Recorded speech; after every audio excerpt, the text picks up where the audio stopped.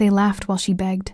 "You don't belong here," Harley snapped, sliding into the booth. Maria had waited 20 minutes for her kids standing there, watching their mother shrink in front of a room full of cameras.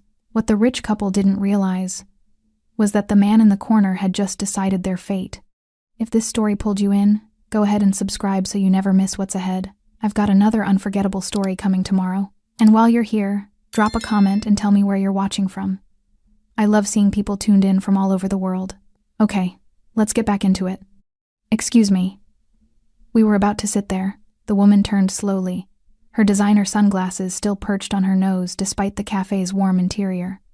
Her lip curled as she looked Maria up and down. "Were you?"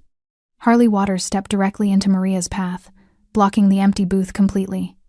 Behind her, the green leather seat gleamed under pendant lights, warm, inviting, and suddenly unreachable. "Look at you." Harley's voice carried across the cafe like a blade. "Underfed children and thrift store jackets. People like you don't eat in places like this. You stand outside and look through the windows." Her husband appeared beside her tall gray suit, slicked back hair. Elliot Waters slid into the booth with casual cruelty, spreading his arms across the backrest like he owned it. "What part of 'we're sitting here' confused you?" he smirked. "The grammar or the concept?" Maria's mouth opened. No words came. Charlie's small hand tightened around hers. Kevin pressed closer against her worn green jacket. "Ma'am, Maria tried again. "We were just what?" Harley's laugh was sharp enough to cut glass. She turned to the crowded cafe, voice rising. "Everyone, look at this." They actually thought, she gestured at Maria and her children with theatrical disgust, that they belonged at a nice table. The cafe went silent. Conversation stopped mid-sentence. Forks paused over plates. A teenager near the window pulled out her phone, camera already recording. Harley leaned closer, sunglasses reflecting Maria's pale face. "There's a soup kitchen 2 blocks down. That's where people dressed like you go." "Please," Maria whispered. "We saved." "Saved what? Food stamps?" Elliot laughed from the booth, his expensive watch catching the light. "This is a cafe for paying customers. Real customers." Harley picked up the small reserved card from the table, delicate paper with elegant script. She let it flutter to the floor like garbage. "Security!" She didn't even look around. "We have someone here who needs escorting out." A man in a server's apron appeared, uncertain. "Ma'am, You see this?" Harley cut him off, pointing at Maria. "Standards are completely gone. They'll let anyone walk in off the street now. Probably saw the valet parking outside and thought they could scam some rich people." More phones emerged, cameras pointed. A woman at the next table whispered behind her hand, eyes wide with second-hand embarrassment. Charlie looked down at the polished concrete floor, his small shoulders curving inward. Kevin's grip on his mother's jacket turned his knuckles white. His eyes began to water. Maria felt it, the old, familiar weight pressing down on her chest. The one that came from being invisible until you were needed gone. The one she'd carried since Richard died. The one she thought she'd finally left at home tonight. "I'm sorry," she heard herself say, hating the words even as they left her mouth. You'll just leave," Harley finished. "Before you embarrass yourself further." The cafe felt smaller suddenly, walls closing in, every eye on them. No one moved to help. No one spoke up. Maria took a step back, pulling Charlie and Kevin with her, but 3 tables behind the Waters, in a corner booth beneath industrial lighting and exposed brick, a figure shifted. Tiago Leal had been sitting perfectly still for the last 5 minutes, a small espresso cup before him. Dark hair, olive skin, black suit, no tie. His white dress shirt was open at the collar, revealing the edge of a tattoo. He'd been watching since Maria and her children walked through the cafe door. He'd seen the customer stand up to leave. He'd seen Maria move toward the empty seat. He'd seen Harley Waters block her path. Now he set down his cup with deliberate calm. The porcelain made no sound against the wooden table. His eyes dark, unreadable, hadn't blinked in 30 seconds.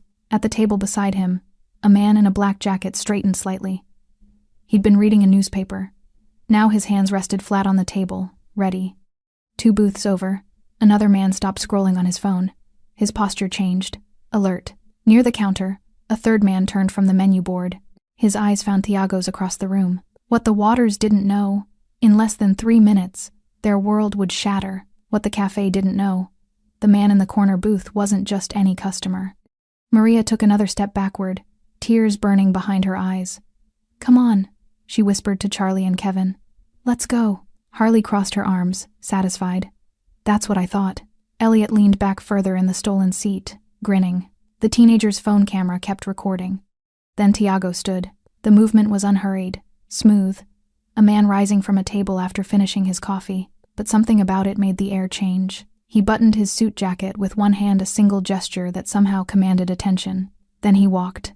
Not rushed, not angry. Just walked toward the booth where Harley and Elliot Waters sat congratulating themselves. His shoes made soft sounds against the concrete floor. 5 steps. 6. The men at the other tables stood too quiet, synchronized, unremarked. Maria froze mid-turn, sensing the shift. Charlie looked up, confused. Tiago stopped beside the booth. He didn't raise his voice. Didn't need to. Stand up. Harley's head snapped toward him. Excuse me? You're in her seat. His voice was calm, flat, terrifying in its absence of emotion. Elliot laughed. Who the hell are you? Tiago's eyes moved to him. Just looked. Didn't blink. The laugh died. That seat, Tiago said quietly, belongs to her. He tilted his head slightly toward Maria. Harley removed her sunglasses for the first time, eyes narrowing. Do you have any idea who we are? Tiago's expression didn't change. No. He leaned down slightly. Just enough. Do you know who I am? The question hung in the air like smoke. Harley opened her mouth, closed it.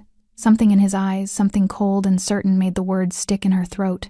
I didn't think so, Tiago said softly. Then he straightened, lifted one hand. A small gesture, barely a movement. But the 3 men at the other tables moved immediately. They walked toward the booth. Not running, not threatening, just walking. The cafe watched in silence. Harley's face went pale. What are you? 2 of the men reached the booth. 1 on each side. Let's go, one said quietly to Elliot. Don't touch me, Elliot started to say. The man's hand rested on his shoulder. Not hard, just there. Elliot stood. He didn't have a choice. Harley scrambled up after him, fury and confusion warring on her face. This is assault. I'm calling. You're leaving, Tiago said, same quiet voice. Now. The men guided the Waters away from the booth. Not violently, not roughly, just moved them. Elliot's expensive shoes scraped against the floor. Harley's designer handbag swung wildly. The entire cafe stared. Phones kept recording, but now they were recording something different. Tiago turned to Maria. His expression softened just barely. Please, he said, gestured to the empty booth. Sit. Maria stood frozen, holding her children's hands. It's yours, Tiago said. She looked at the green leather seats, at Charlie and Kevin, at the man in the black suit who'd just dismantled her humiliation in less than a minute. Go ahead, he said gently. Maria walked forward on shaking legs. Charlie and Kevin followed, eyes wide. They slid into the booth. The leather was soft, warm from the overhead lights. The cafe resumed breathing. Conversations started again, hushed, urgent. Harley and Elliot were escorted to the door. They left without another word. Tiago returned to his corner booth, sat down, picked up his espresso cup like nothing had happened. But his eyes stayed on Maria and her children, making sure they were safe, making sure they stayed. Maria's hands trembled as she picked up the menu. What she didn't know, her life had just changed forever. What the Waters didn't know, they'd just made an enemy who didn't forget. 4 hours earlier, Maria Martin had stood in her small apartment kitchen, counting bills on the counter for the 3rd time. $27.43. 3 months of saving. She smoothed the wrinkled bills with her palm, arranging them by denomination. 1s, 5s, a single 10 that felt like a fortune when she'd found it in her coat pocket last week. Mom? Charlie appeared in the doorway, backpack still on his shoulders. His jacket, beige, too thin for February, hung open. She kept meaning to replace the zipper, kept not having the money. Are we really going? His voice carried hope she couldn't bear to break. Maria smiled, the kind that took effort. Yes, baby. Tonight we eat somewhere special. Kevin pushed past his older brother, eyes bright. The cafe? The one with the lights? That one. Charlie had pressed his face against that window every day after school for 6 months, watching people laugh over lattes and sandwiches under warm pendant lights. Watching a world that seemed so far from their own it might as well have been on television. Just once, he'd whispered to her in November, breath fogging the glass. Can we go just once? Maria had promised. And Maria kept her promises. Even when keeping them meant eating cereal for dinner 3 nights a week. Even when it meant walking an extra mile to save bus fare. Even when her hands ached from scrubbing office floors until 2 in the morning. She looked at the money again. $27 would buy 3 sandwiches. Maybe drinks. Maybe, if she was careful, dessert. It wasn't much, but it was everything. 3 years ago, Richard had kissed her goodbye before his construction shift. "Love you," he'd said from the doorway. Work boots already laced. Hard hat under his arm. "Love you too." Those were the last words they'd exchanged. The call came at 2:47 p.m. Hospital. Accident. Scaffolding collapse. Richard died before she reached him. The company sent flowers, offered condolences. Then their lawyer called. "Unfortunately, the investigation shows worker error. We can't accept liability." Maria had sat in their attorney's office, a free consultation. All she could afford listening to words like negligence and burden of proof and uphill battle. "They have resources you don't," the attorney had said gently. "I'm sorry." The funeral cost everything they'd saved. The burial plot. The headstone with his name carved in granite, because she couldn't bear the thought of a temporary marker. 3 weeks later, the landlord raised the rent. Maria found work cleaning offices. Night shift, cash under the table, then the laundromat during the day sorting clothes that smelled like other people's lives. She learned to smile through exhaustion, to hide the tremor in her hands, to answer, "How are you?" with "Fine." Thank you, even when fine felt like a foreign language. Charlie and Kevin grew up too fast. They stopped asking for new clothes, stopped mentioning birthday parties they weren't invited to, stopped talking about the kids at school who had phones and tablets and parents who picked them up in cars that didn't backfire. Kevin started packing his own lunch in 2nd grade. Charlie learned to cook eggs at 8. They never complained. That somehow made it worse. Tonight, Maria had looked at herself in the bathroom mirror before leaving. Her green jacket, the only one without holes in the pockets. Jeans from a thrift store, carefully mended at the knee. Hair pulled back because she didn't have time to wash it this morning. She looked tired.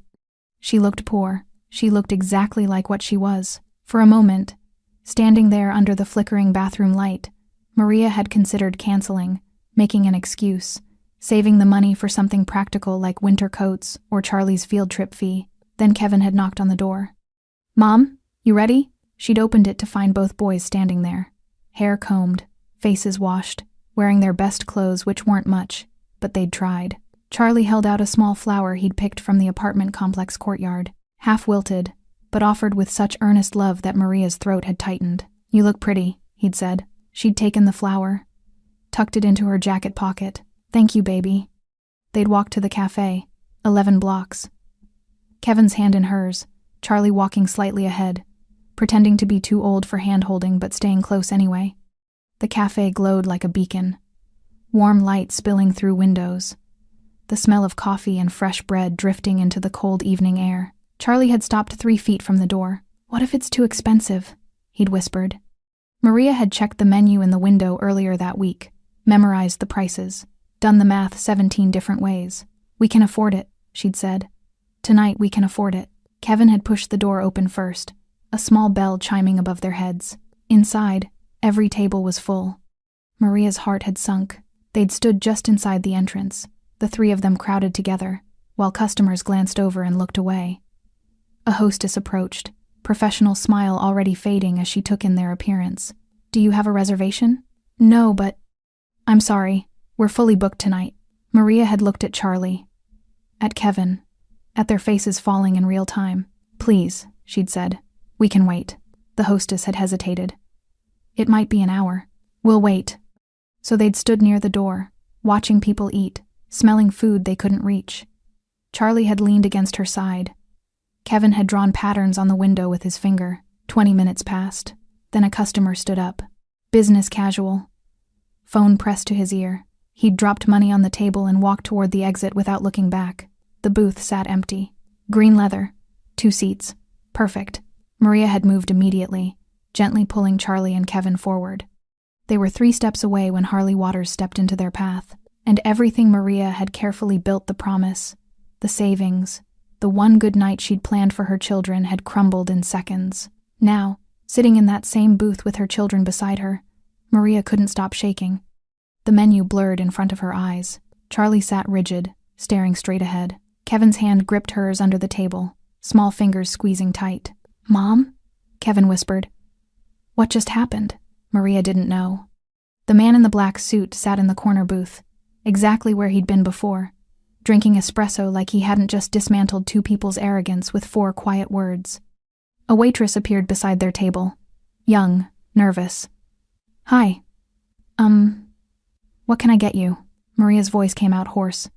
3 grilled cheese sandwiches, and water is fine. "Actually," the waitress glanced toward the corner booth, then back. "Your meal tonight is covered. Order whatever you'd like." Maria blinked. "What?" The waitress nodded toward Thiago. He wasn't looking at them, but somehow, Maria knew. "I can't," Maria started. "Please," the waitress said gently. "He insists." Charlie looked up at his mother, eyes wide with question. Maria felt tears burning again. Different ones this time. She looked at the menu. Really looked. "Can we have burgers?" Kevin whispered. "With fries?" Maria's voice broke. "Yes, baby. We can have burgers." The waitress smiled. "I'll put that in." As she walked away, Maria finally let herself look toward the corner booth. Thiago met her eyes across the cafe. He nodded once. Simple, respectful, then returned to his espresso. Maria didn't know his name, didn't know why he'd helped, but she knew this. Someone had seen her, really seen her. Not as something to pity or mock or ignore, as someone worth defending. Charlie leaned against her shoulder. Kevin's grip on her hand finally loosened. For the first time in 3 years, Maria Martin felt something she'd forgotten existed. Dignity. The burgers arrived 12 minutes later. Kevin's eyes went wide. "It's huge." Charlie stared at his plate like it might disappear if he blinked. Maria watched her children really eat for the first time in months, not picking at leftovers, not stretching one meal into 2, just eating like children should. Kevin got ketchup on his chin. Charlie laughed. The sound filled something hollow in Maria's chest. She took a small bite of her own burger, but mostly she watched them, memorizing this moment, the warmth, the light, the way Kevin's legs swung under the booth because he was too short for his feet to touch the floor. Across the cafe, Thiago finished his espresso. He stood slowly, buttoning his suit jacket. The movement was economical, practiced. He placed cash on the table more than necessary and turned toward the exit. As he passed their booth, he paused. Maria looked up. "Enjoy your meal," he said quietly. His voice was different than before. Still controlled, but softer. Human. "Thank you," Maria managed. "I don't know how to." "You don't need to." He glanced at Charlie and Kevin. They deserve a good meal. Before Maria could respond, he was walking toward the door. She watched him leave, the bell chiming softly as he stepped into the February night. 3 other men stood from different tables and followed. They moved like water fluid, purposeful, unspoken. Maria hadn't noticed them before. Now she couldn't unsee them. Outside, Thiago stopped on the sidewalk. The city noise wrapped around him. Traffic, distant sirens, the hum of life continuing as it always did. He pulled out his phone, scrolling through messages he'd been ignoring. Behind him, the 3 men emerged from the cafe. The first was tall, lean, with a scar above his left eyebrow. His name was Ramos. He'd been with Thiago for 6 years. The second was broader, built like a linebacker. He wore a black leather jacket despite the cold. His name was Javier. The third was younger, maybe 30, with sharp eyes that missed nothing. They called him Cisco. "Boss," Ramos said quietly. "The Waters?" Thiago didn't look up from his phone. "Find out who they are." "Already did." Cisco held up his own phone. "Harley Waters, married to Elliot Waters, real estate development, old money from her side, new money from his projects. Connected?" "They think so. Country club, charity galas, politicians and their contacts." Cisco scrolled. "But nothing real. Just social climbers with expensive clothes." Thiago pocketed his phone. "They humiliated that woman in front of her children. We saw," Javier said. "They did it because they thought they could." Thiago's voice was calm. Too calm. Because they thought no one would stop them. Ramos waited. He knew that tone. "Keep eyes on them," Thiago said. "I want to know where they live, where they eat, who they talk to." "You think they'll retaliate?" Cisco asked. Thiago smiled without humor. "I think people like that don't learn lessons the first time." He started walking toward the black SUV parked half a block down. His men followed. "And the woman?" Ramos asked. The mother? Thiago paused, hand on the car door. If she needs anything, make sure she gets it. Quietly. She doesn't need to know it came from me. Understood. Thiago slid into the back seat. Javier took the driver's position. Ramos rode passenger. Cisco would follow in his own car. As they pulled into traffic, Thiago looked back at the cafe one last time. Through the window, he could see Maria and her children still sitting in the booth. Kevin was laughing at something Charlie said. Maria was smiling, small, fragile, but real. Something about that smile made Thiago's jaw tighten. He'd seen too much cruelty in his life. Built his empire on understanding it, controlling it, using it when necessary. But cruelty toward the defenseless? That he would never tolerate. 20 blocks away, Harley Waters slammed her car door hard enough to make Elliot flinch. Drive, she snapped. Elliot started the Mercedes, hands shaking slightly on the wheel. Harley, maybe we should just what? She whirled on him. Let some thug humiliate us in public? Everyone was recording Elliot. Do you understand what that means? He wasn't exactly a thug. I don't care what he was. Her voice rose to a shriek.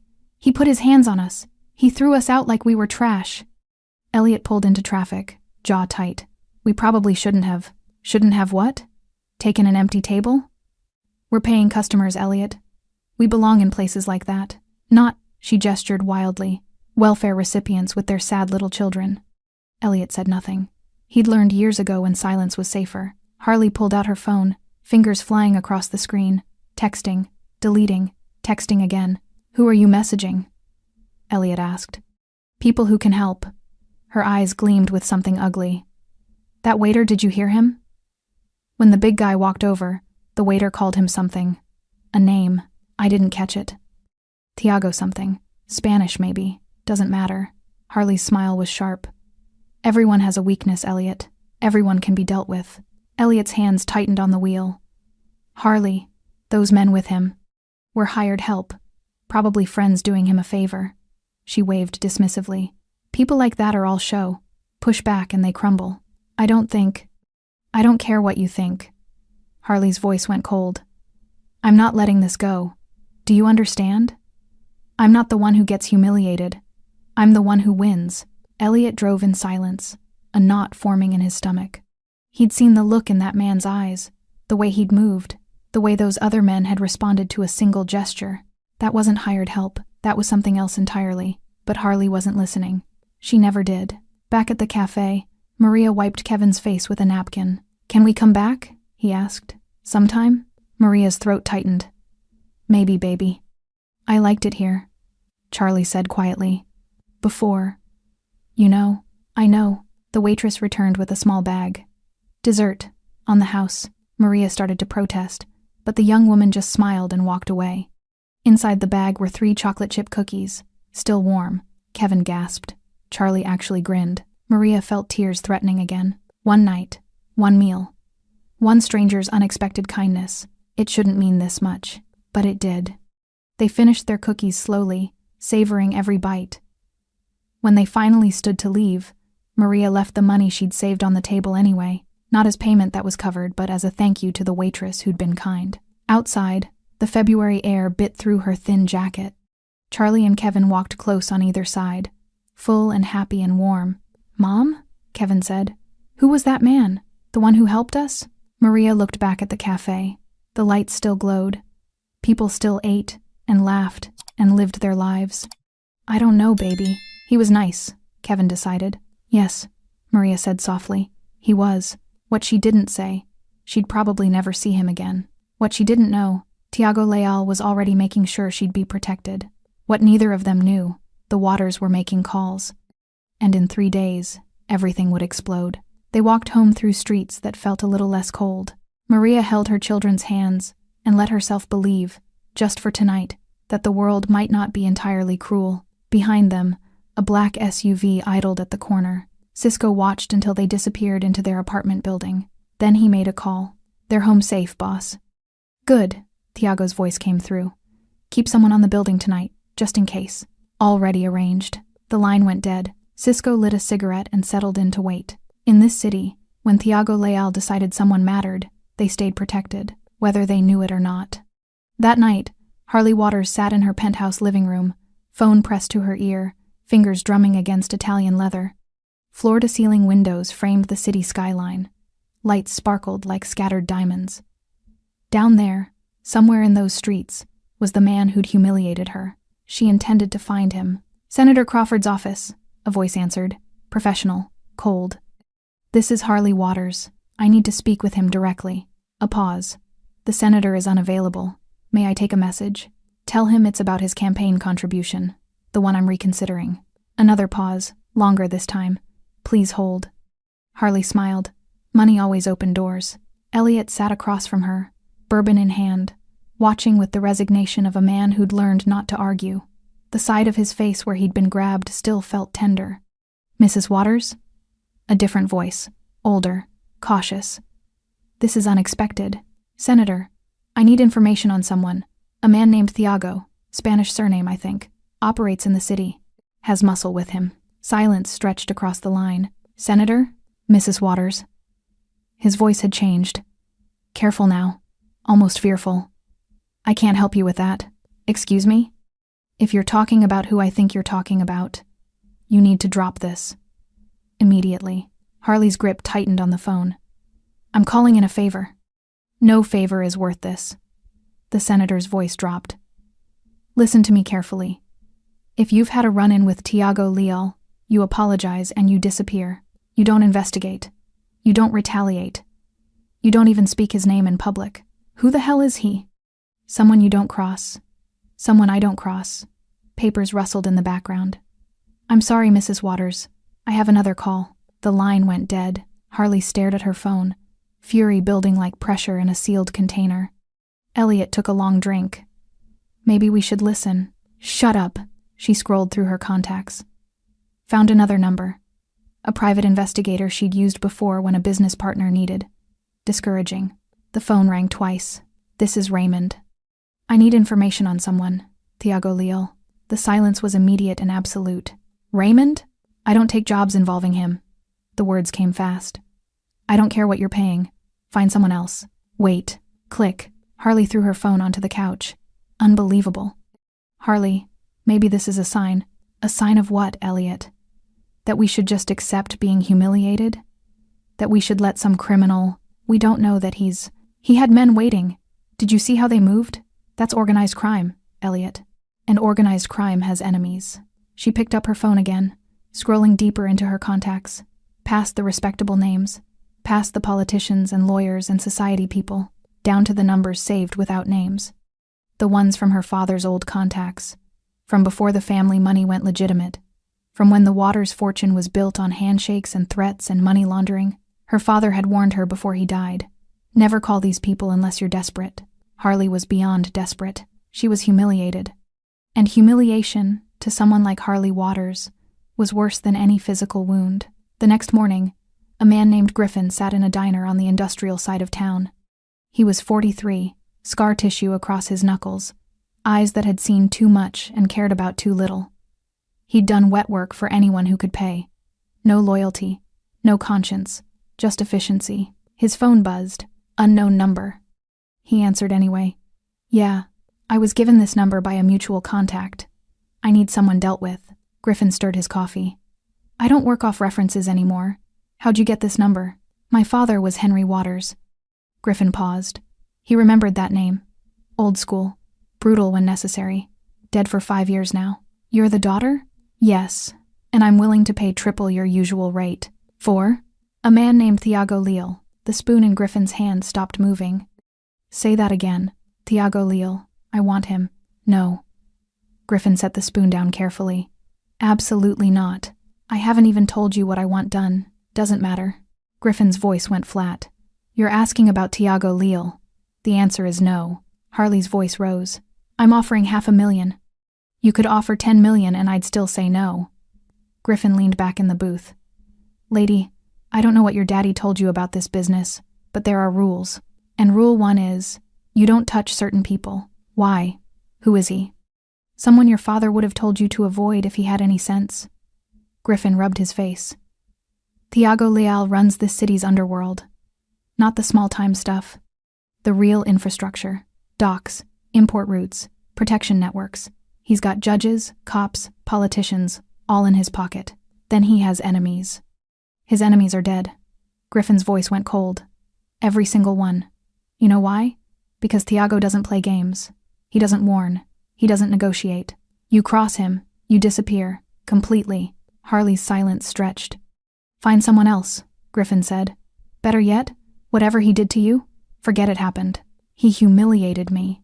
Then you got off light. Griffin stood, dropping money on the table. Goodbye, Mrs. Waters. Don't call this number again. He hung up and immediately pulled the battery from his phone.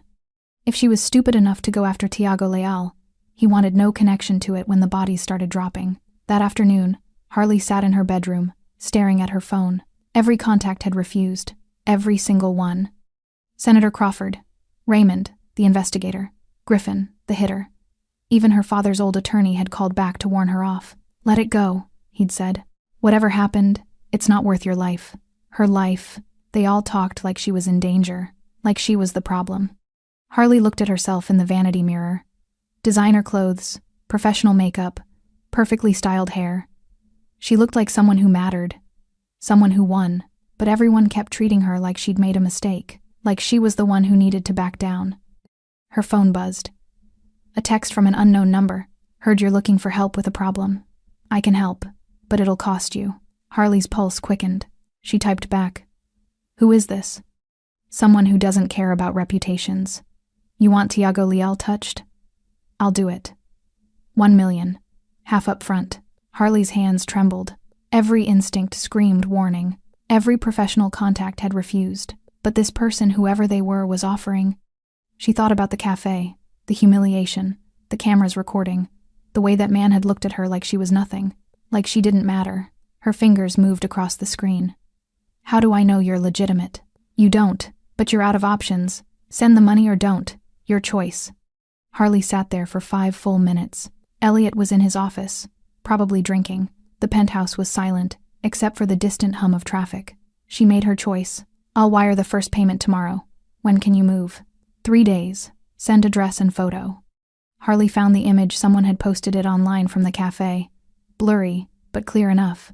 Tiago in his black suit. That calm, terrible face. She attached it and typed the cafe's address.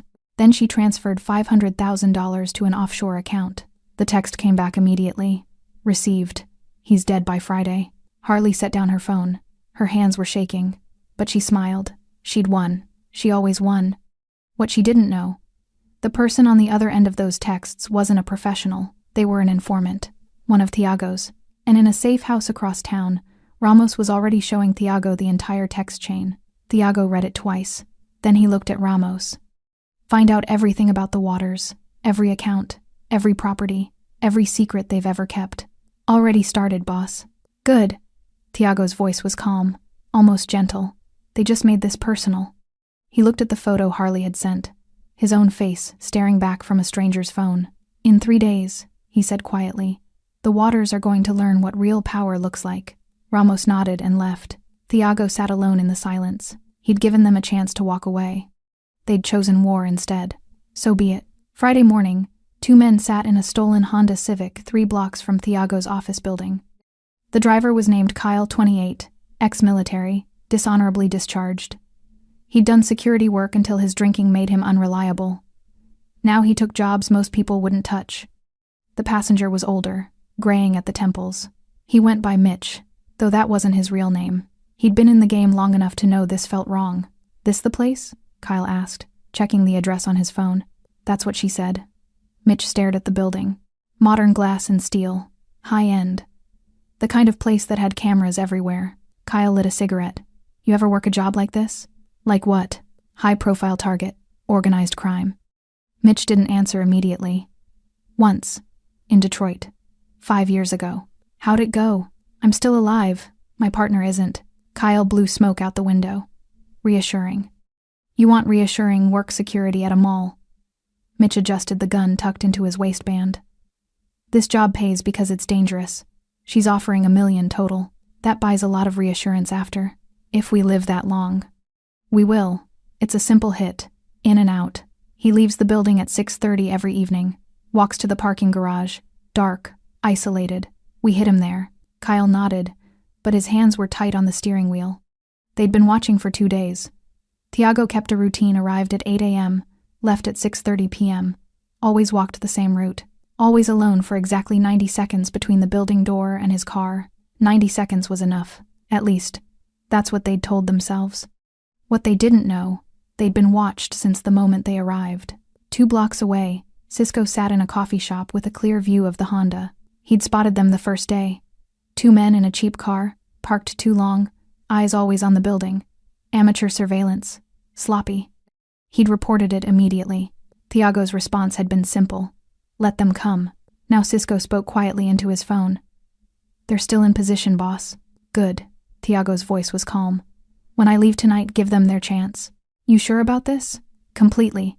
I want to see who they work for. We already know. I want them to confirm it. Tiago paused. How many men do we have in position? 8. Javier's in the garage. Ramos is on the 2nd floor of the parking structure. 4 more in the building lobby. 2 on the street. More than enough. Boss, if something goes wrong. Nothing will go wrong. Tiago's tone left no room for argument. These men are desperate. Desperate people make mistakes. Let them make theirs. The line went dead. Cisco sipped his coffee and watched the Honda. Kyle was smoking his 4th cigarette. Mitch kept checking his phone. Amateurs. This would be over in minutes. At 6:15 p.m., Tiago stood in his office. The space was minimalist. A desk, 2 chairs, floor-to-ceiling windows overlooking the city. No personal photos, no artwork. Nothing that revealed who he was beyond the work. He buttoned his suit jacket and checked his watch. Right on schedule. Javier's voice came through the earpiece. We're ready, boss. Good. Stay sharp. Tiago walked to the elevator, pressed the button for the ground floor. His reflection stared back from the polished steel doors. Dark suit, calm expression. A man who looked like he belonged in boardrooms, not war zones, but Tiago had learned long ago. The most dangerous battles were fought in silence. The elevator descended smoothly. The doors opened to the lobby marble floors, modern lighting, a security desk where 2 guards sat pretending to read monitors. Both were Tiago's men. Evening, Mr. Leal, one said. Tiago nodded and walked toward the exit. Outside, the February cold bit immediately. The sun had set an hour ago. Streetlights cast long shadows across the sidewalk. Tiago turned left toward the parking garage. His footsteps echoed off concrete. Behind him, the stolen Honda's engine started. Kyle's hands were shaking. He's moving, Mitch said. Go. Slow. Kyle pulled into traffic, staying 3 cars back. Tiago walked with unhurried purpose. Not checking his phone, not looking around, just walking. Too easy, Kyle muttered. Easy is good. Easy means we get paid. Mitch pulled out his gun, checked the magazine. 17 rounds, more than necessary. They followed Tiago to the parking garage entrance, watched him disappear into the shadowed structure. Park here, Mitch said. We go on foot. Kyle pulled to the curb, killed the engine. Both men stepped out. The night air felt colder suddenly, heavier. Mitch led the way into the garage. Concrete walls, dim fluorescent lighting, the smell of oil and exhaust. Their footsteps seemed too loud. Where is he? Kyle whispered. Then they saw him. Tiago stood beside a black Mercedes, keys in hand, completely unaware. His back was to them. Perfect. Mitch raised his gun. Now. They moved forward. Fast. Professional. 10 feet away. 5. Mitch's finger tightened on the trigger. Then a voice spoke from behind them. Drop the weapons. Both men froze. Kyle turned his head slowly. Javier stood there, gun leveled. Behind him, 2 more men emerged from between parked cars. Mitch's eyes went wide. Shit. I said drop them. Javier's voice was ice. Kyle's gun clattered to the concrete. Mitch held his a second longer, calculating. Don't, Javier warned. Mitch dropped it. From the Mercedes, Tiago turned around. He'd known they were there the entire time. He walked toward them slowly, hands in his pockets, casual, like he was approaching old friends. Gentlemen, Tiago said, you've made a mistake. Kyle's face had gone pale. Mitch stared at the ground. Who sent you? Tiago asked. Silence. Javier stepped forward, pressing his gun against Kyle's temple. Answer the question. We don't, Kyle stammered. You don't know? Tiago smiled. You were hired to kill someone? And you don't know who hired you? We got the job through a broker. What broker? I don't have a name. Just a number and payment instructions. Thiago looked at Mitch. What about you? Mitch said nothing. His jaw was set. Professional pride keeping him quiet. Thiago nodded to Javier. What happened next took 3 seconds. Javier struck Mitch across the face with the gun. Mitch dropped to his knees. Javier kicked him in the ribs. Hard. Mitch gasped, curling inward. The name? Thiago said calmly. Waters. Mitch choked out. Harley Waters. She hired us through an intermediary. Kyle's eyes went wide. Mitch. Shut up. Mitch spat blood. It's over. Thiago crouched down to Mitch's level. How much did she pay? Half up front. 500,000. And the other half? When you were dead? Thiago nodded slowly. You were never going to get that second payment. Mitch looked up, confusion in his eyes. The intermediary who contacted you? Thiago said. He works for me. The account you sent the money to?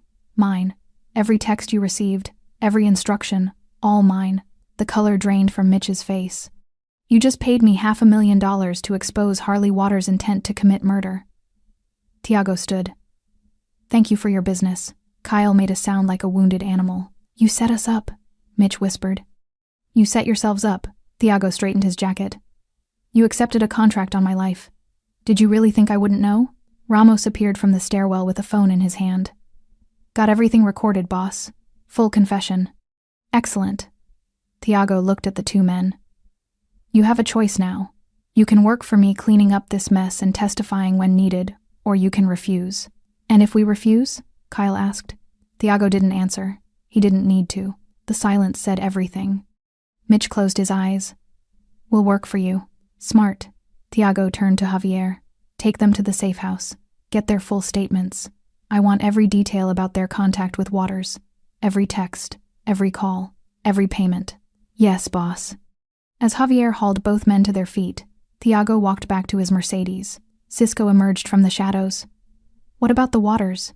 Thiago opened his car door. Tomorrow night. We visit them at home. You want us to? No. Thiago slid into the driver's seat. I want them to understand exactly what they've done, and exactly what will happen if they don't leave this city within 3 days. He started the engine. Fear, Thiago said quietly, is more permanent than violence. Cisco nodded. The Mercedes pulled out of the garage, disappearing into Friday night traffic. Behind him, Kyle and Mitch were being loaded into an unmarked van. The trap had worked perfectly, and Harley Waters had just handed Thiago everything he needed to destroy her. Saturday night, the Waters mansion sat on 3 acres in the city's most exclusive neighborhood. Iron gates, manicured hedges, security cameras at every corner.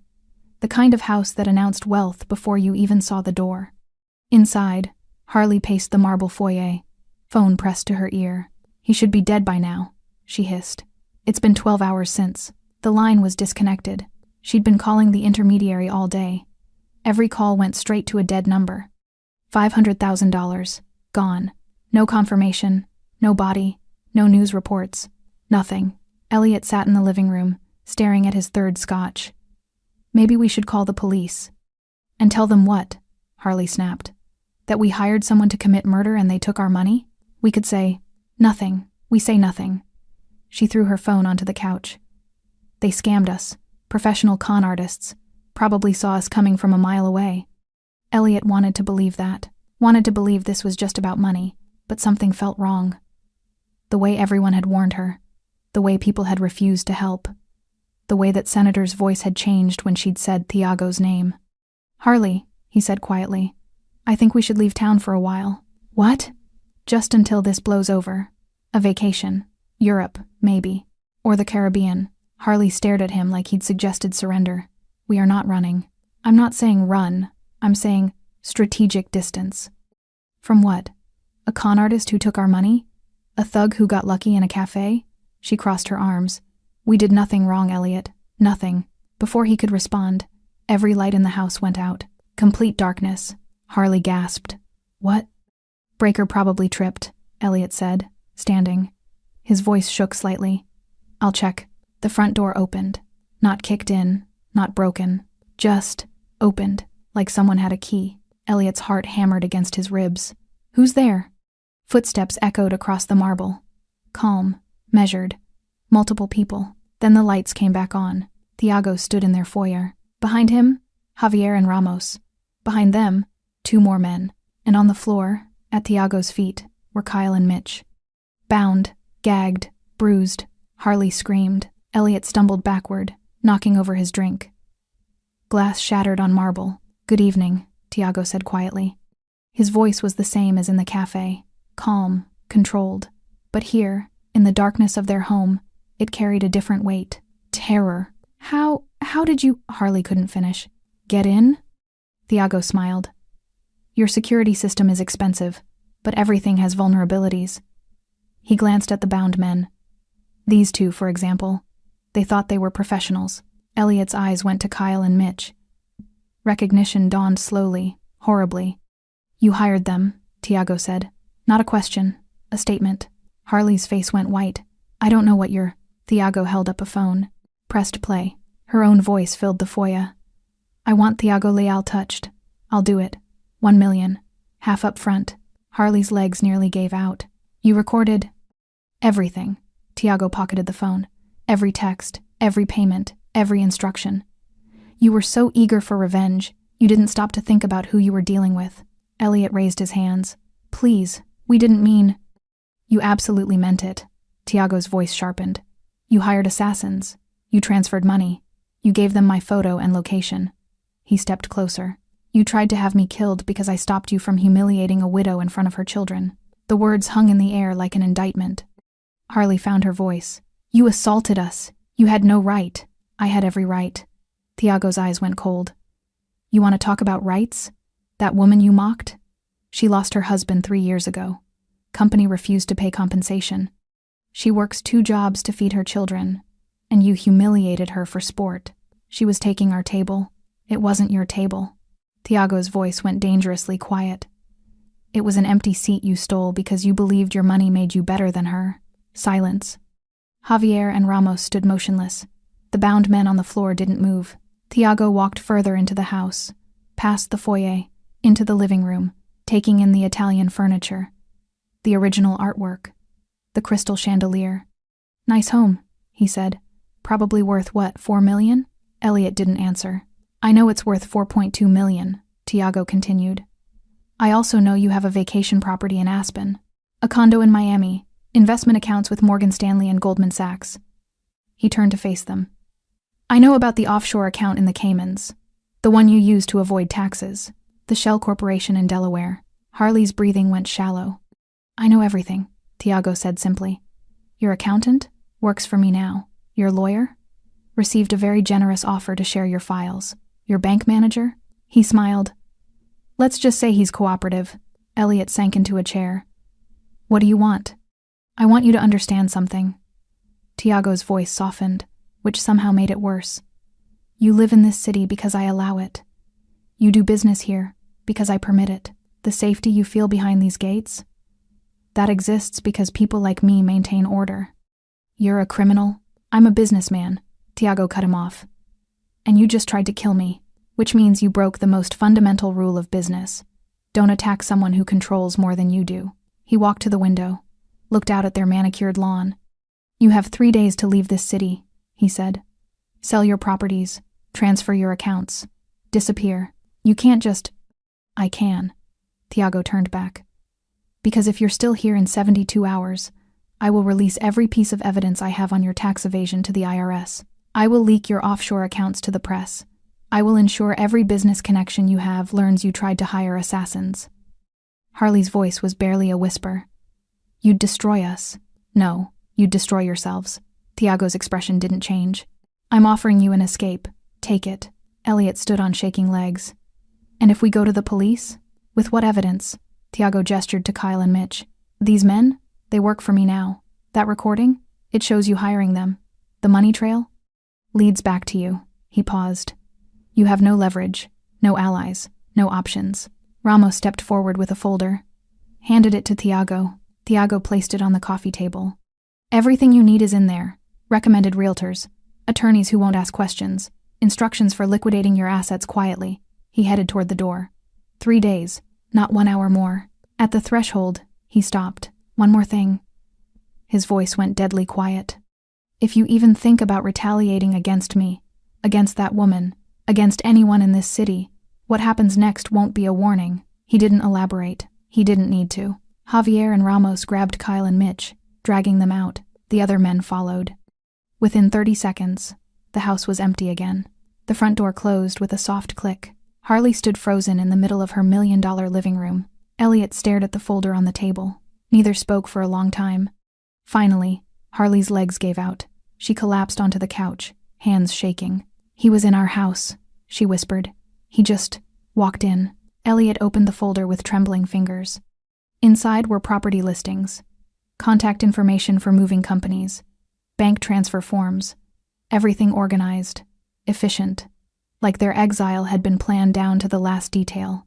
At the bottom was a handwritten note. "You were given a chance to be decent human beings. You chose cruelty. Now you live with the consequences, TL." Elliot's hands shook so badly the paper fluttered. "We have to leave," he said. "I'm not—" "Harley," his voice cracked. "He owns this city. You heard him. He has our accountant, our lawyer, our bank records, everything." Tears ran down Harley's face, not from sadness, from rage, from humiliation, from the crushing realization that for the first time in her life, she'd lost, completely. 3 days, Elliot said quietly. "We pack, we sell, we disappear." Harley said nothing, but she knew he was right. Outside, Thiago slid into his Mercedes. "They'll run," Ramos said from the passenger seat. "Yes," Thiago agreed. "They will. And if they don't?" Thiago started the engine. "Then they'll learn why no one crosses me twice." The car pulled away from the mansion, leaving the waters to their fear and their shattered pride. Justice, Thiago had learned, didn't always need violence. Sometimes it just needed truth, and the certain knowledge that some people couldn't be bought, threatened, or stopped. The waters had learned that lesson. They'd spend the rest of their lives remembering it.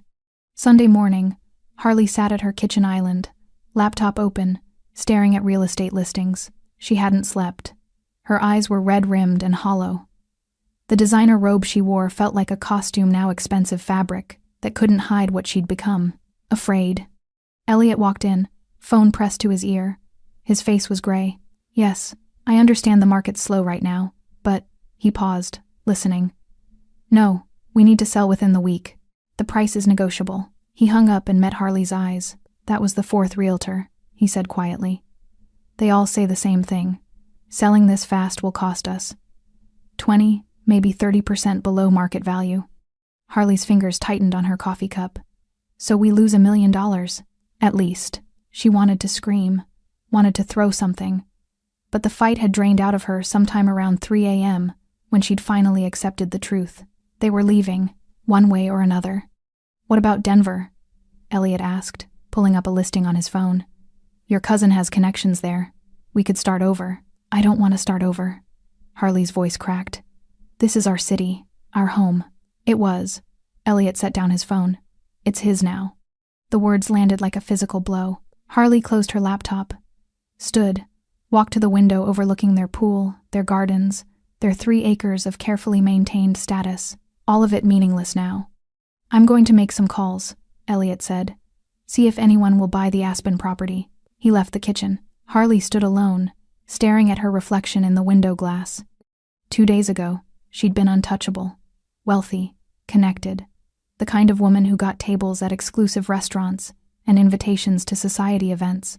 Now she was running. Her phone buzzed. A text from her friend Patricia. "Is it true you're selling the house? What happened?" Word was already spreading. Another text. This one from the country club manager. "Mrs. Waters, we need to discuss your membership dues. There seems to be an issue with your account." Harley's hands shook. She called her bank, waded through the automated menu, finally reached a person. "This is Harley Waters. I need to speak with Thomas Chen about my accounts." "I'm sorry, Mrs. Waters. Mr. Chen is no longer your account manager." "What? Since when?" "As of this morning. You've been reassigned to—" Harley hung up. Reassigned. That's what Thiago had done. Removed the people she knew. The ones who might have helped. She tried her lawyer next. Rothstein and Associates. "This is Harley Waters. I need to speak with David immediately." A pause. "Mr. Rothstein is unavailable. Tell him it's urgent, Mrs. Waters." The secretary's voice went cold. Mr. Rothstein has asked that you seek representation elsewhere. He can't just... He can, and he has. Goodbye." The line went dead. Harley stared at her phone. One by one, her connections were disappearing. Not because of coincidence, because Tiago had reached them first. Monday afternoon, a moving truck pulled into the Waters driveway. Harley watched from the window as two men began loading boxes, furniture she'd spent months selecting, artwork she'd bought at charity auctions, the physical markers of everything she'd built, all going into storage, or worse, being sold at liquidation prices because they were desperate. Elliot appeared beside her. "The Miami condo sold." Below, asking, "But it sold. How much below?" 18%. Harley closed her eyes. "The Aspen property has an offer," Elliot continued. "But they want to close in 90 days. We need the money now. So we take a bridge loan." "No bank will give us one." Elliot's voice was flat. "I tried. They all suddenly have lending restrictions that apply to us." Of course they did. Thiago's reach extended everywhere. A car pulled up outside. Sleek. Black. Expensive. Harley's stomach dropped. "Is that—" "No," Elliot squinted. "That's Patricia." Her friend stepped out, designer sunglasses on, carrying a small gift bag. Harley almost laughed. Patricia was here to gloat, to see the fall firsthand. She opened the door before Patricia could knock. "Harley."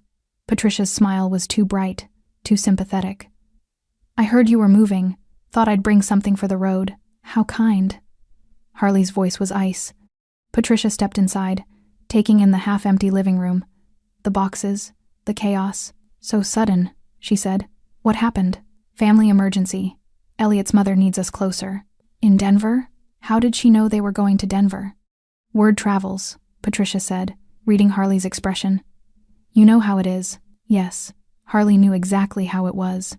Patricia set the gift bag on the counter. "Everyone's talking, you know, about what happened at that cafe." Harley's jaw tightened. "I don't know what you mean." "Oh, come on. The video's everywhere." Patricia pulled out her phone. "See? 40,000 views already." She turned the screen. There it was. Harley blocking Maria, Elliot smirking, her voice loud and cruel. "People like you don't eat in places like this." Then Tiago standing, the men removing them from the booth, the humiliation captured in high definition. "Everyone's saying you picked a fight with the wrong person," Patricia said, eyes gleaming. "That the man in the suit is connected. Dangerous. He's nobody," Harley forced out. "Really? Because the rumor is he runs half this city." Patricia leaned closer. "And that you tried to have him killed." Harley's face went white. "That's ridiculous." "Is it?" Patricia's smile turned sharp. "Because you're selling everything and running to Denver. That doesn't look like nothing." Elliot appeared in the doorway. "Patricia, I think it's time for you to leave." Patricia straightened, adjusting her sunglasses. "Of course, I just wanted to say goodbye." She paused at the door. "Oh, and Harley? The club's revoking your membership. Board vote was unanimous." She left before Harley could respond. The door closed with a soft click. Harley stood frozen. The country club, her social circle, her reputation, all gone. "We need to finish packing," Elliot said quietly. Harley walked upstairs without responding. In her bedroom, the master suite with the view she'd loved, she started pulling clothes from her closet. Designer dresses, shoes that cost more than some people's rent, handbags she'd waited months to acquire.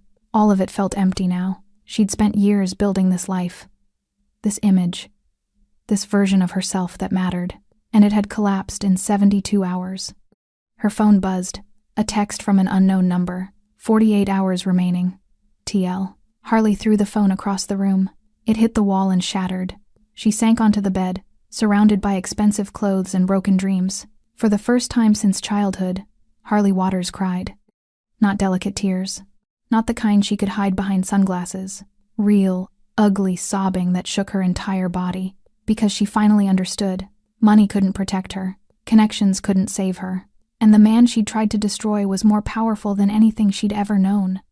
Downstairs, Elliot sat in his office, staring at plane tickets to Denver, one way, leaving Thursday morning, 2 days from now.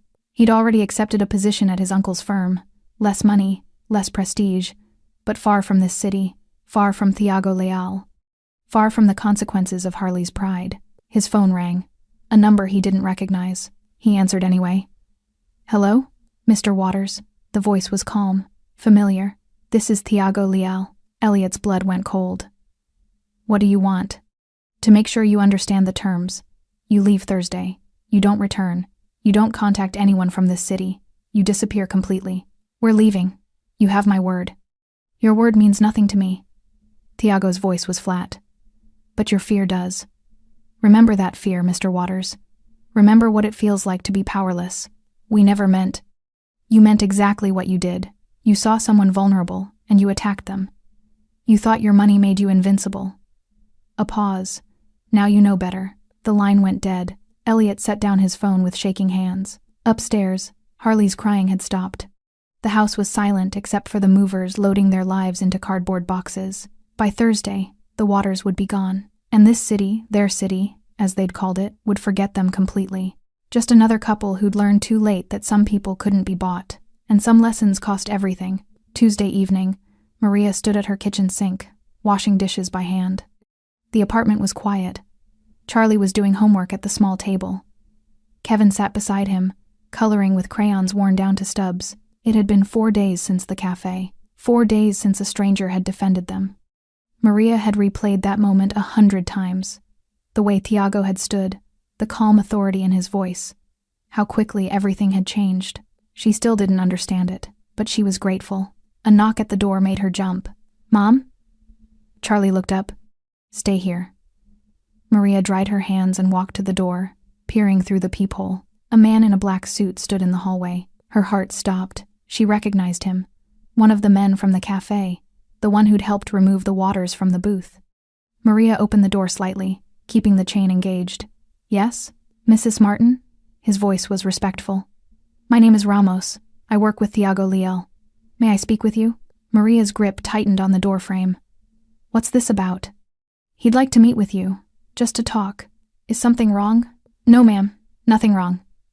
Ramos pulled out a business card, slid it through the gap. "He's downstairs, in a car. He asked if you'd give him 5 minutes of your time." Maria took the card. Heavy stock. Simple text. "Tiago Liel. Liel Logistics. I have my children. They can come. Or I can wait here with them. Whatever makes you comfortable." Maria looked back at Charlie and Kevin. They were watching, curious but not afraid. She made a decision. "Charlie, Kevin, come here please." They appeared at her side immediately. "We're going downstairs for a few minutes," she said. "Stay close to me." She removed the chain and opened the door fully. Ramos smiled gently at the boys.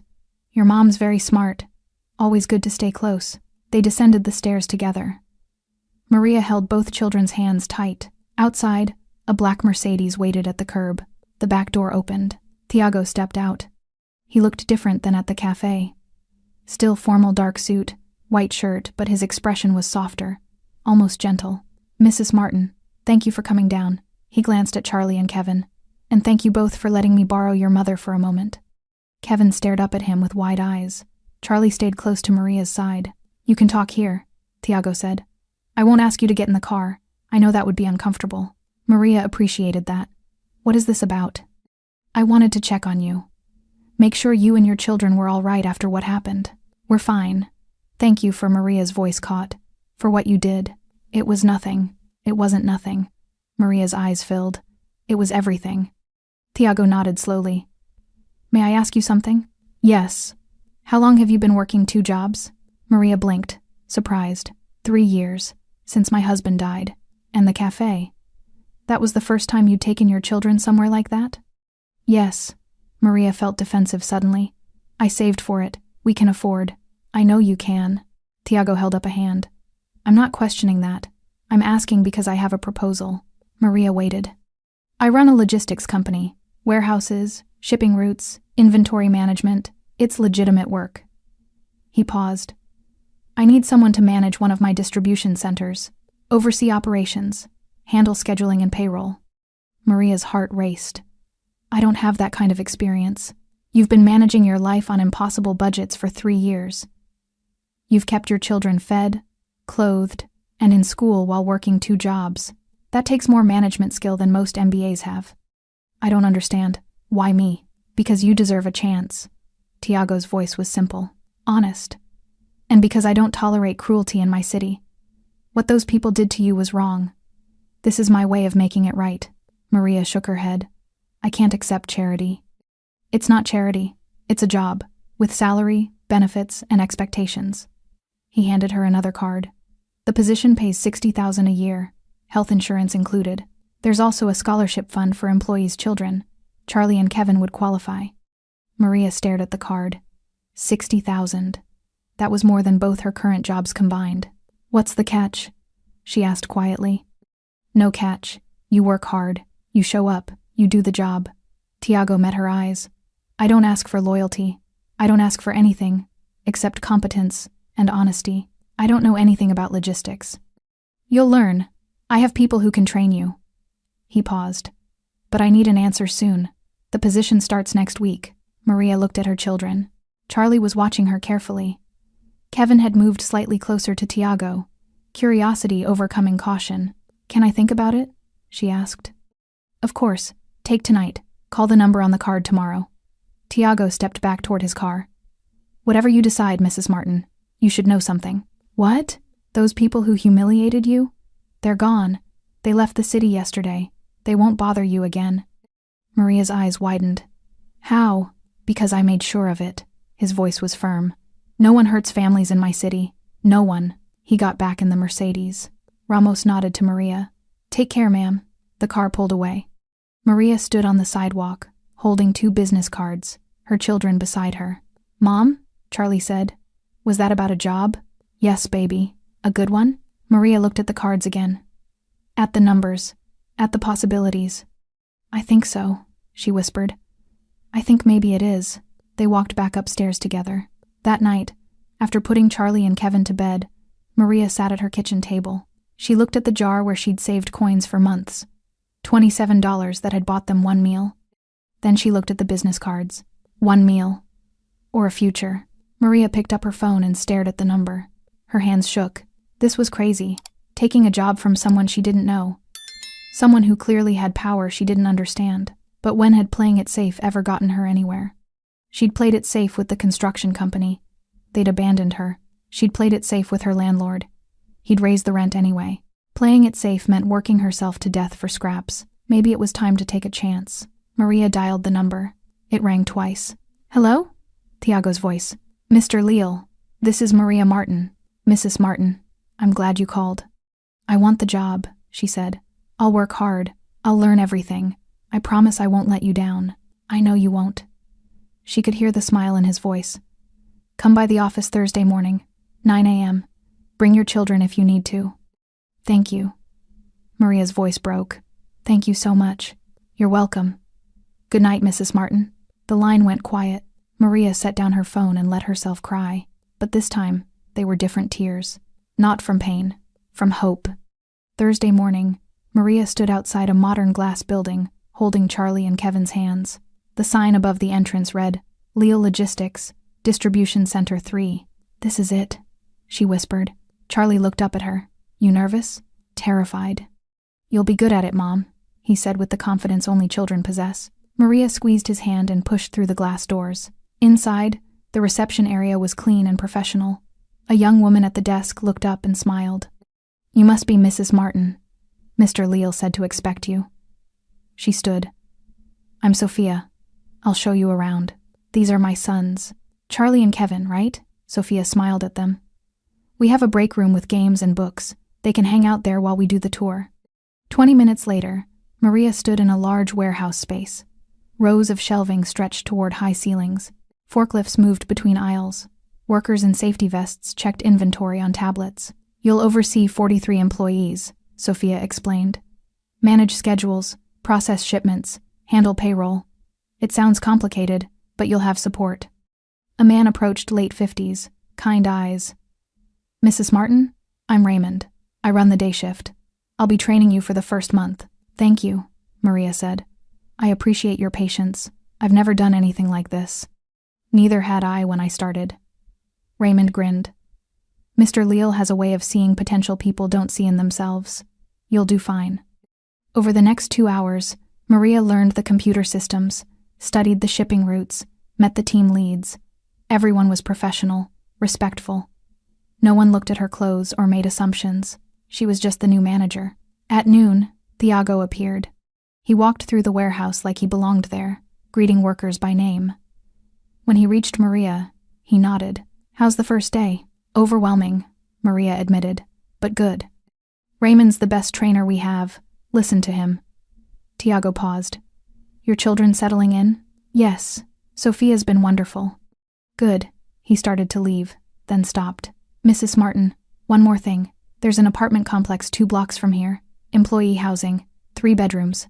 If you're interested, the rent is subsidized." Maria's throat tightened. "Mr. Leal, you've already done so much." "It's part of the benefits package. Check it out. No pressure." He walked away before she could respond. That afternoon, Sophia drove Maria and her children to see the apartment. It was beautiful. Sunlight through clean windows. A full kitchen. Bedrooms big enough for actual beds, not just mattresses on floors. A small balcony overlooking a park. "It's normally $1,500 a month," Sophia said, "but employee rate is $600, includes utilities." Maria did the math in her head. With her new salary, she could afford it, easily. "Can I apply?" she asked. "Consider it done. You can move in this weekend." Kevin ran through the empty rooms, laughing. Charlie stood on the balcony, staring at the park with wonder. Maria watched her children and felt something crack open in her chest. Joy, pure, uncomplicated joy. 2 weeks later, Maria sat at her new kitchen table, reviewing shipment schedules on her laptop. Charlie and Kevin were asleep in their own rooms. Real beds, new sheets, space to breathe. Her phone buzzed. A text from Raymond. "Great job on the inventory reconciliation. You're a natural," Maria smiled. She'd found her rhythm. The work was challenging but manageable. The team respected her. She'd even implemented a new scheduling system that improved efficiency. For the first time in 3 years, Maria felt capable, useful, valued. A knock at the door interrupted her thoughts. She opened it to find Ramos standing there, holding a small envelope. "Evening, Mrs. Martin. Mr. Leal asked me to deliver this." Maria took the envelope. "What is it?"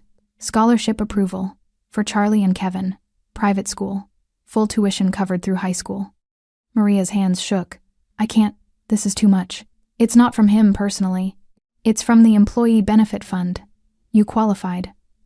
Ramos smiled. "Your boys deserve good schools. Now they'll have them." He left before Maria could find words. She opened the envelope. Inside were acceptance letters to a prestigious private academy. Starting next semester. Maria sank into a chair and cried, but even through tears, she was smiling. That Saturday, Maria took Charlie and Kevin back to the cafe. The same cafe where everything had changed. She walked through the door with her head high, her children beside her. No fear, no shame. The hostess recognized her immediately. "Welcome back. Table for 3? "Yes, please." They were seated in a booth, not the same one, but it didn't matter. Maria ordered without checking prices. Burgers, milkshakes, dessert. When the food arrived, Kevin grinned. "This is even better than last time." "Everything's better now," Charlie said quietly. Maria looked at her children and realized something profound.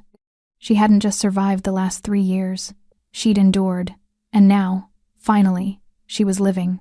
Across the cafe, a familiar figure sat in the corner booth. Tiago looked up from his espresso, met Maria's eyes, and nodded once. She nodded back. No words needed. He'd given her dignity when the world tried to strip it away. He'd given her opportunity when she had nothing. He'd given her family a future, not because he wanted something in return, but because cruelty offended him, and kindness was its own reward. Maria raised her milkshake slightly, a silent toast. Tiago raised his espresso cup in response. Then he stood, paid his bill, and left. Maria watched him go, knowing she'd probably never fully understand who he was or why he'd helped. But she understood this.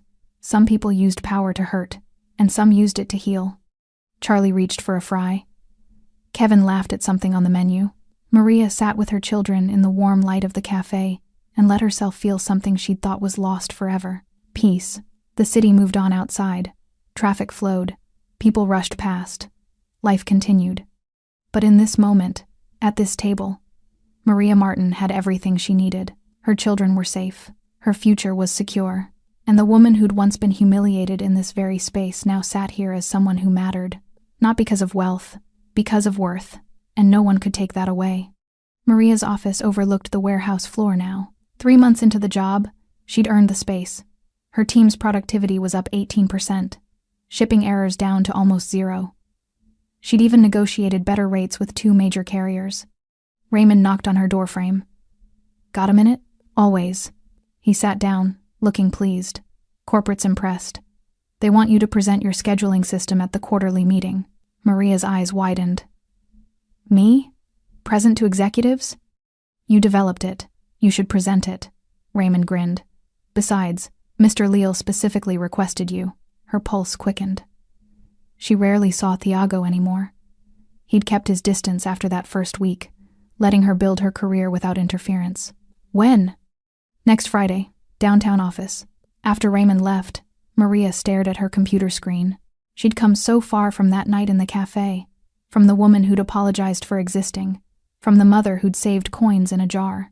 Now she was managing 43 employees and presenting to corporate executives. The transformation felt impossible, but it was real. Friday arrived. Maria stood in a conference room on the 20th floor, facing 12 executives. Thiago sat at the head of the table, expression neutral. "Mrs. Martin," he said, "please begin." Maria opened her presentation. Her hands didn't shake.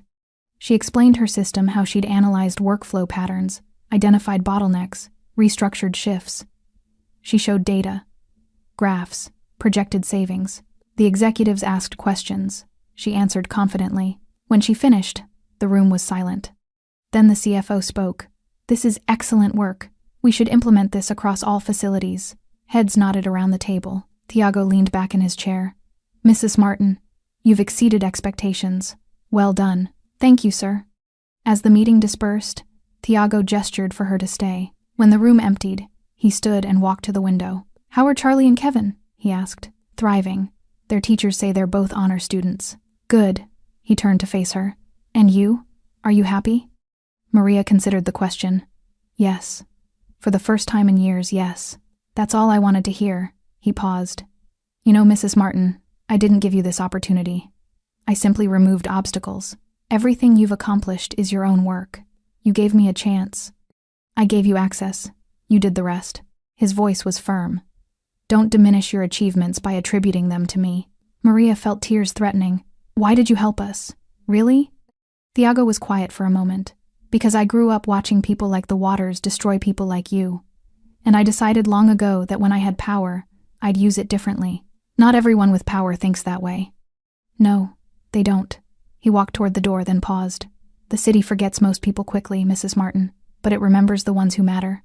You matter now. Not because I helped you. Because you proved you belong." He left. Maria stood alone in the conference room, looking out at the city skyline. Somewhere down there, in those streets, was her old apartment. The laundromat where she'd folded other people's clothes. The night cleaning jobs that had destroyed her back. That life felt like a lifetime ago, but she'd never forget it.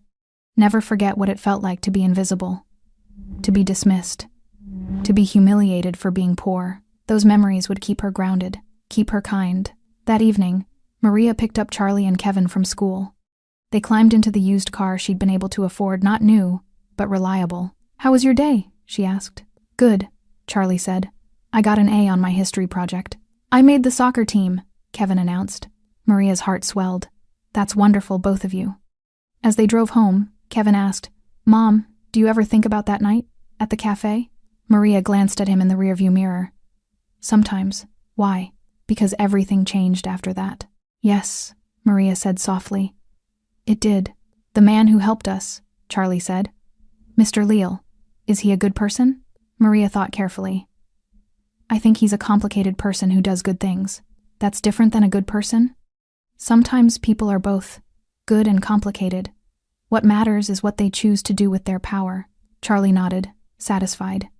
They drove through streets Maria had once walked because she couldn't afford bus fare. Past the cafe where her life had changed. Past the old apartment building where they'd struggled. All of it still there, but different now, because she was different. At home, Maria made dinner a real dinner, with fresh vegetables and protein. Not stretched meals or day-old bread. After the boys went to bed, she sat on her small balcony. The city stretched out before her, lights flickering like stars fallen to earth. Somewhere in that city, Thiago Leal was probably working, managing his empire, protecting people she'd never know about.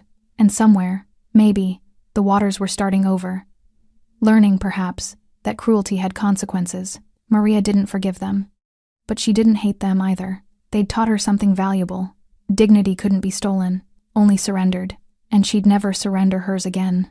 A text lit up her phone. From Raymond. "Congratulations on the presentation. You've earned your place here." Maria smiled and typed back, "Thank you, for everything." She set down her phone and looked at the stars. The world was still hard, still unfair, still full of people like the Waters who measured worth in dollars. But it was also full of people like Tiago, like Raymond, like Sophia, people who saw value beyond price tags, people who used their power to lift instead of crush. Maria had been saved by one man's intervention, but she'd been restored by her own strength, and that made all the difference. The city hummed below. Maria closed her eyes and breathed deeply. Tomorrow she'd wake up and manage her warehouse, help her employees, raise her children, live a life that mattered, not because someone rescued her, but because she'd rescued herself. With a little help from someone who understood that power without compassion was just cruelty by another name. And in this city, on this night, that was enough. More than enough. It was everything. Thanks for sticking with this story until the very end. You're the reason these stories feel alive. If you're ready for another powerful journey, just tap the next video on your screen. And before you go, leave a quick comment and rate this story from 1 to 10. I'm excited to read your thoughts and connect with you in the comments.